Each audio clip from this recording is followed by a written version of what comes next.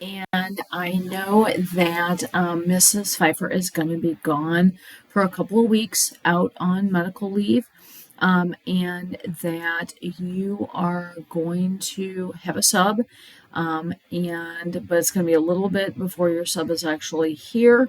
And so I wanted to talk with you about what tomorrow is actually going to look like, which is probably going to be today by the time you actually get this. I also know that you started working on this um, on like September 27th. I think I saw in your AP bio kind of slide deck. It might have been a little bit before that.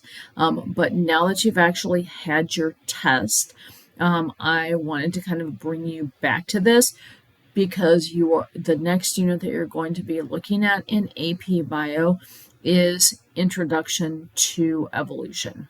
All right. And so you have this evolutionary ideas scavenger hunt. I want to make sure that I talk you through this because you can work on it, finish it, kind of pick up from where you might have actually left off in this scavenger hunt. And so I'm just going to go through this very quickly. You're going to work on it during 6B today. Then I'm going to come up 7th and we're going to work on how we're going to finish your test. And then after you have that time, you can kind of work on finishing the scavenger hunt as well. Okay, so what you were supposed to have done is pick your favorite animal, whatever it might be, and then list its common name, what we might actually call it, as well as its taxonomic or scientific name. So you're going to have to go all the way down to that species part of our taxonomy. We can't just say bear, grizzly bear, black bear, polar bear, etc. We've got to be a lot more specific than that. Okay, then we are going to go through, okay, or you were supposed to have gone through for humans as well as whatever your favorite animal is. It actually goes right through there. And then using Carolus Linnaeus's taxonomic system, what do we actually do? And what are we actually called? Domain through kingdom, phylum, class, order, family, genus, and species for Homo sapiens, which is us, okay? And then as well as whatever you picked as your favorite animal. Like it says, Wikipedia, great resource for this. Should not take very long at all to be able to find that information. 3, okay, what you actually want to do is say what common characteristics do you share with your favorite animal, and you want to look at all of the taxonomic levels, what types of things are there, what types of characteristics that you actually have. Again, it might be a great place for a table to be able to look at how similar we happen to be to that animal that you happen to have picked. All right. Here we're actually going to look at traits and structures. So for number 4, you are just going to identify one homologous trait that you actually share with your favorite animal. Okay, so what is that homologous trait that is shared between you and your favorite animal? And then what does the term or the phrase homologous trait actually mean? So you just need to define that in a way that is actually kind of short, sweet, to the point, and makes sense, okay? Or that you could actually explain to somebody else. So if someone in your class happened to be gone and they came back and they said, what did you actually do today? And you said, we talked about homologous traits, and they're like, what is that? What could you actually give them that would help them know exactly what you meant, as well as maybe some examples about that? Okay, you're going to kind of do the same exact thing for number 5. So identify what a vestigial structure happens to be, or what a vestigial behavior might be in humans. And then, does the particular vestigial structure, I'm sorry, it has been a really long day, but I'm trying to help you guys out.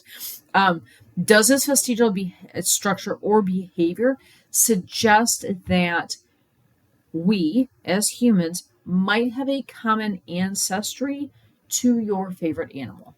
Okay, explain again here. Okay, you're going to have to go in and research, maybe find some sources for that, potentially look at cladograms to be able to see what might be there. And if you don't know what a cladogram is yet, that's okay, because we're going to learn about those and or review them if you remember them from bio, honors bio, ICB, whatever the case may be, with your favorite animal. Okay, and then the very last thing I believe that you're actually doing for this particular scavenger hunt is identifying an analogous trait between you and your favorite animal. So this time, Mrs. Pfeiffer gave you that definition to remind you that an analogous trait, traits that are similar in form, okay, but they are not arising due to common ancestry. Okay, the easiest way to actually find out about analogous traits is hopefully, okay, you chose an animal that is extremely distantly related to us as humans. Okay, the more distantly related we are to the animal you picked, the better chance that you are actually going to find an analogous trait that could provide a link between you and your favorite animal.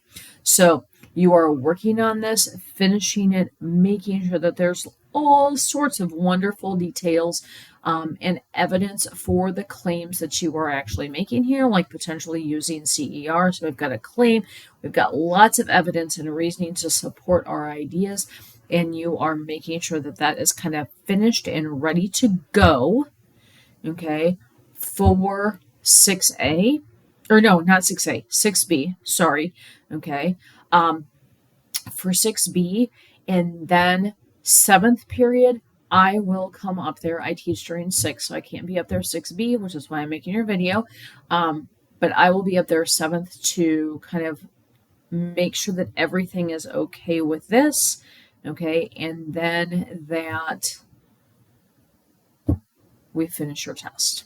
Okay, here's hoping that that actually helps. Also, if you need time after your test time kind of actually runs out during 7th period, then you can go back and actually continue to work on this.